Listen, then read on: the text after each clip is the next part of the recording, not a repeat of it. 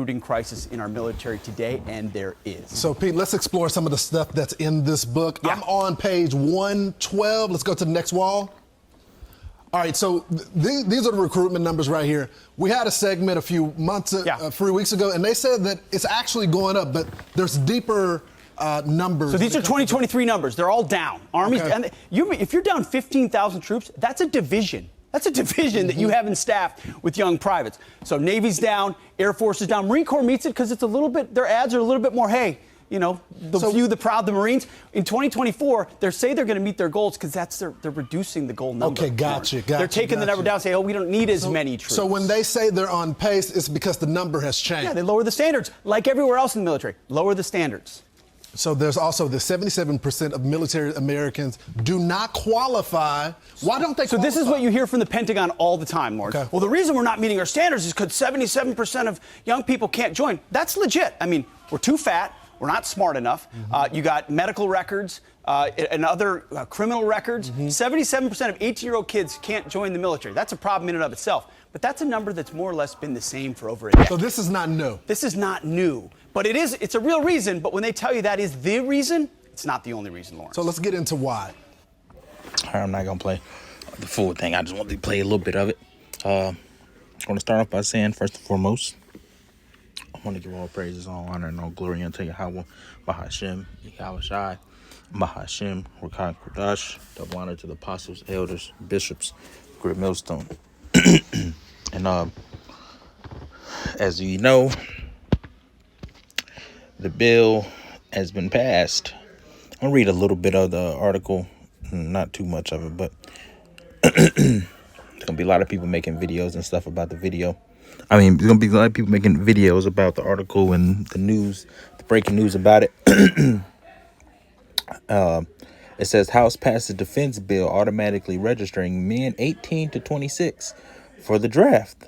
It says the House of Representatives passed a measure on Friday automatically registering men aged 18 to 26 for selective service. It was part of the annual National Defense Authorization Act, the NDAA, which sets out of the U.S.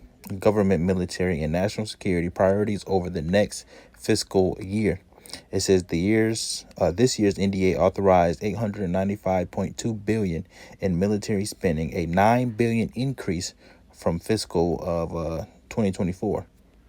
It says while it hasn't been invoked in over half a century, it's mandatory for all male U.S. citizens to register for selective service, also known as the military draft, when they turn 18. Failure to register is classified as a felony and comes with a host of legal challenges.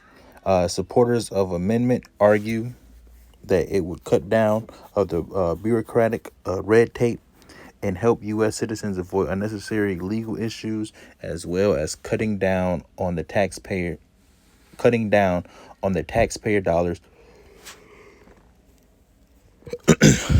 Shalakia. Taxpayer dollars going towards persecuting those cases. There's more on it. If y'all want to read the full thing, y'all just go to Fox News, and that's it. And then they have a video too. I only play a little bit of it, but that's what's going down, man. So all the scoffers and the mockers that we've been telling you the truth about, the people that didn't want to listen and didn't want to take heed. World War III is on the rise, man. And guess what? Since the numbers are down, which I made a video about this not too long ago, the grinders cease. The grinders are low, or whatever, however the scripture goes. I mentioned that, and then also mentioned the thing of the military. The military numbers are down because nobody's joining, and a lot of the reasons because one, nobody wants to do the military. We're in a completely different age, where people are making money doing all types of things, and then also nobody wants to serve the country, man. Everybody's waking up to America, Babylon the Great, being corrupt, and nobody wants to fight for this place, man. It's not like how it was back in the old days, man. So now what they're gonna have to do is it's gonna be a draft, just like how it happened last time. They're gonna just start picking people, man. They're gonna get a knock, you're gonna get a notice in your door.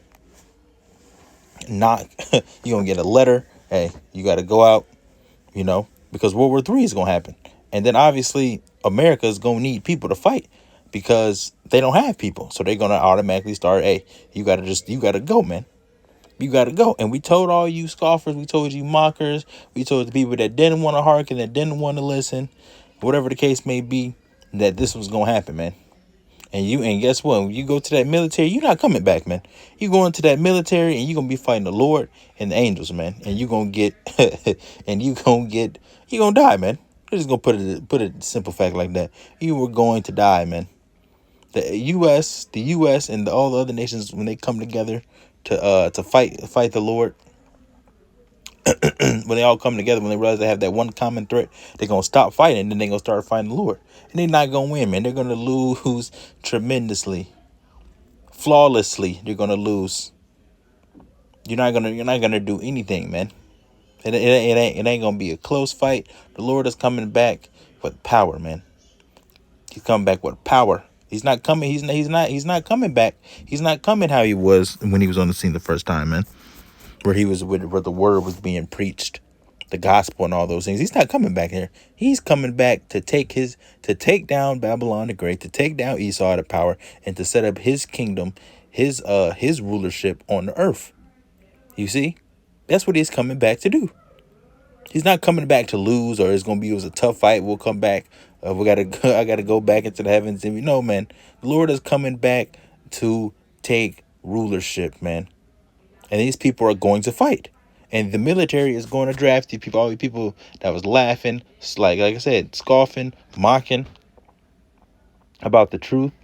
You didn't want to listen, didn't want to do this. Guess what, man? You're going to meet your fate, because there's going to be people there is going to be people that their fate out there is you going to go into that military and you either going to die in battle or you're going to die against the Lord and his angels, man. Come on, man. See, yes, we know time is getting short, man. Time is getting short. The time is coming, man, and we can't wait. Oh, you damn it. And I send all the, hope they send all the, this says men, women can't even go. Well, send all the damn, the women that want to be men, send the damn dykes out there too, man. And send the damn nigga woman. Nigga woman, don't. Hey, man, it's beautiful times, man. Beautiful times they were living in. But let me get a couple scriptures. And I'm going to start out with 2 Esdras 4 and verse 37. It says, by measure hath he measured the times, and by the number hath he numbered the times. It says, and he doeth not move nor stir them until the said measure be fulfilled. And prophecy has to happen in order how the Lord has it, man. You see, and that's what's going to happen. World War III is going to be on the rise. You see, that chip is coming. The chip. And then we got World War III. We got Jacob's trouble about to be on the way. And all the stuff that brings at the time of never before is going to let's get this one. 2 Esdras 13. I'm actually going to read up a little bit. We're going to start at verse 1. The second Esdras 13.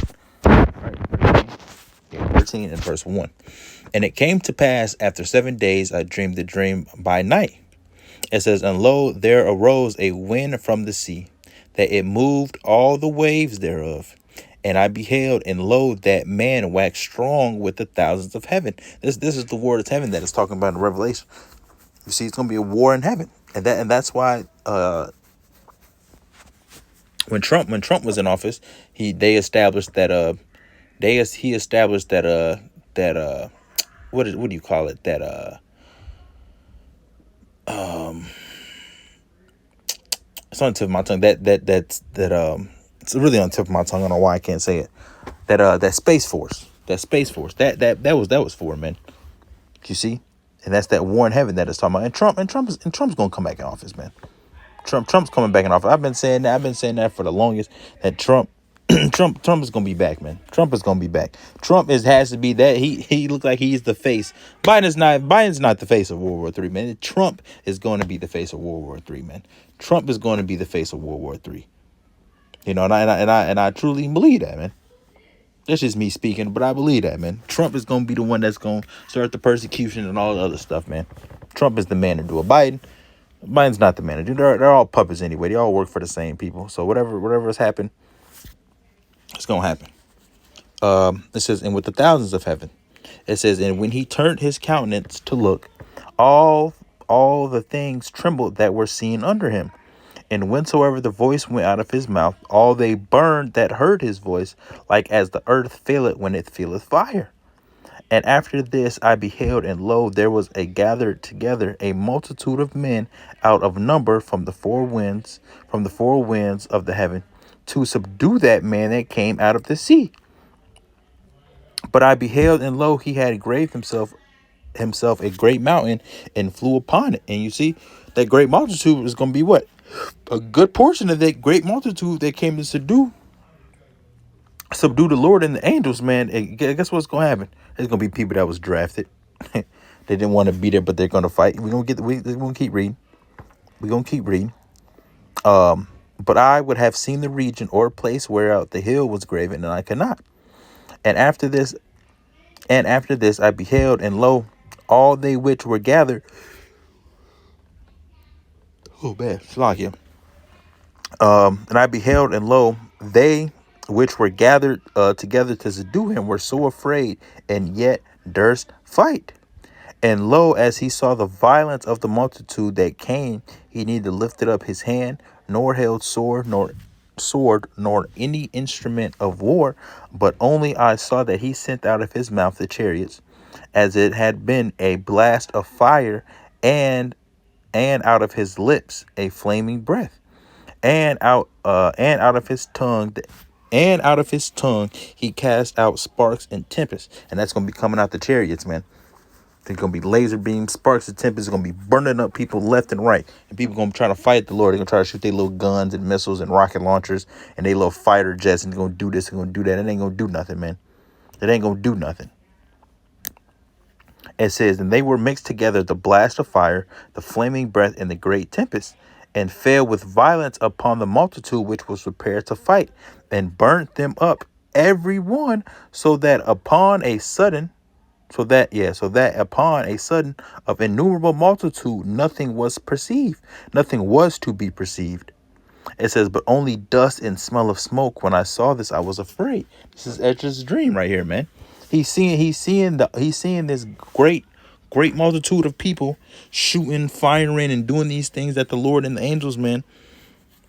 He's seeing it, and then when these sparks, the tempest, and all this stuff hits them, it says what? Nothing was to be perceived, but only dust and smell of smoke. These people got evaporated, man, turned to dust, and that's what's gonna happen. You people in this military draft, y'all gonna go out there, and y'all gonna fight the Lord, and y'all not gonna win, man. You're gonna be getting zapped from chariots. Chariots is gonna come tear this place down, man. You know it says in the scripture that it's only gonna take the Lord 1 hour to destroy this place, man. It's only gonna take 1 hour, 60 minutes. 60 minutes as this place is done, man. It's gonna be chariots, gonna be zapping people from buildings on the floor, running with their babies and all types of things, man. The Lord is coming back to destroy this place. And to get his elect.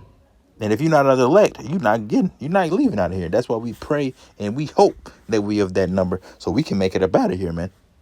Because you don't want to be on the other side of them chariots. Because we just read what's gonna happen, man. You're gonna get hit with them chariots and you're gonna be zoom. You're just done, man.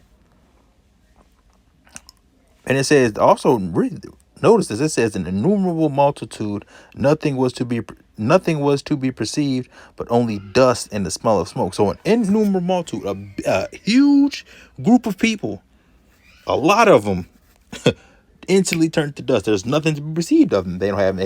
You don't see no arm nowhere, no like piece of their head or a leg or a toe, nothing. Just dust. You know how concentrated something has to be, the technology and the elements had to be, for you just to get zapped by it and you just turn into dust and smoke. Come on, man. And there came much people unto him, whereof some were glad, some were sorry, and some of them were bound, and other some brought of them that were offered. Then I was sick through the great fear, and I awaked and said, Thou hast showed thy servant these wonders from the beginning, and hast counted me worthy that thou shouldest receive my prayer. Show me now yet the interpretation of this dream. For as I conceive in mine understanding, woe unto them that shall be left in those days, and much more woe unto them that are not left behind. For they that were not left were in heaviness. And then we're going to stop reading right there. You see? And that's the point. That's the point. And I want to get this last one. Revelation 11 and verse 14. It says, the second woe is past, and behold, the third woe cometh quickly, man. It's Bible prophecy, and you can't. Hold on. Let's get this. Hold on. Let's read up a little bit actually on this. Read up. Let's read. Let's read. Let's just read 13. Revelation 11 and verse 13. It says, in that same hour was there a great earthquake, and the 10th part of the city fell, Babylon the Great, because you know it's going to be broken down in 10 FEMA zones. It says, in the earthquake were slain of men 7,000, and a complete number of men, and the remnant were affrighted and gave glory to the power of heaven, man, the Most High of heaven. In that same hour, there was a great earthquake, and what's going to be that earthquake? The missiles, man. It's going to be that the missiles hitting this place is going to cause that great earthquake, and that's going to happen where? In the third woe, man, aka World War III, man. So that's what's going to happen, man. So Revelation 11 and 13. Actually, no, let's read up a little bit. We can read. Let's read 12 too. Let's read 12. 11. Revelation 11 and 12. And they heard a great voice from heaven saying unto them, come up hither. And they ascended up into heaven in a cloud, and their enemies beheld them. And what's that? That's going to be the elect, man, going into them chariots. You see? And what hold on, read that again. Yeah, and a cloud, yeah, right here in a cloud. We would know a cloud is a what? A cloud is a chariot, man. Like the scriptures say, he maketh this cloud a chariot, man. The chariots. So that's what's gonna happen. The elect is gonna be beamed up, and they're gonna be in the air. They're gonna be in the air with the angels and the Lord. And why everything is gonna happen on earth, man. The only way to escape Babylon the Great is gonna be up. You see? The only way to escape what's gonna happen with the angels, with the war and all that stuff, is being up in the air, man. If you're not up in the air with the Lord and the angels, then who knows what's gonna be happening to you, man. But that's it, man. Like we talked about it, the draft is coming, World War III is coming, times is changing, man, and for the better, man. We almost out of here, man. So with that, I'm gonna close out. I give all praises, all honor, and all glory unto Yahweh, Bahashem, Yahweh Shai, Bahashem, Rakah, Kodash. Double honor to the apostles, elders, and bishops, the great ministers. Shalom to you, brothers, pushing this truth in sincerity all over the earth. And I will catch you guys another lesson, Lord willing.